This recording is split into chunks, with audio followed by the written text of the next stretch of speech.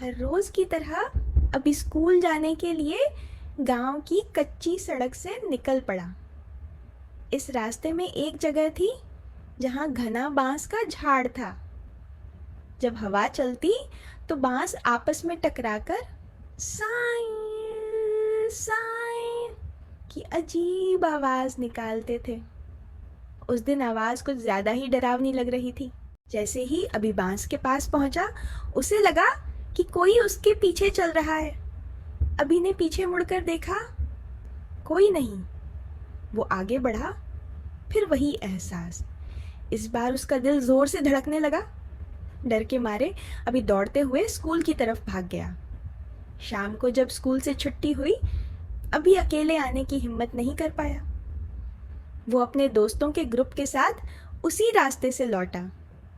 सब हंस रहे थे, बातें कर रहे थे, लेकिन बांस के झाड़ के पास आते ही अभी फिर चुप हो गया।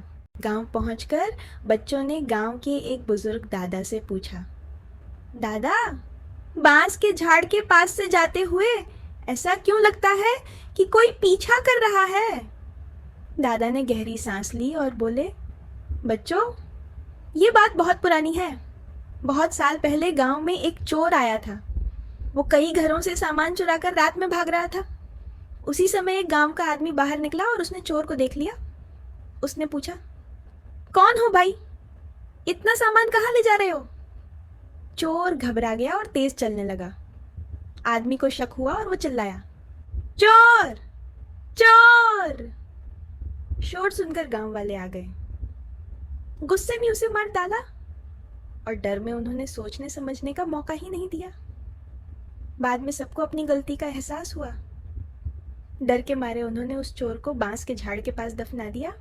दादा बोले, तभी से कहा जाता है कि उस जगह पर अजीब एहसास होता है। लेकिन याद रखना बच्चों, असली डर कहानियों में नहीं, बल्कि हमारी कल्पना में होता है। हवा चलती है, बांस टकराते हैं और हमें लगता है कोई पीछे है। अभी को समझ आ गया कि डर से ज्यादा जरूरी है समझदारी। उस दिन के बाद वो उसी रास्ते से बिना डरे स्कूल जाने लगा। सीख, डर पर जीत पाने के लिए सच और समझ दोनों जरूरी हैं।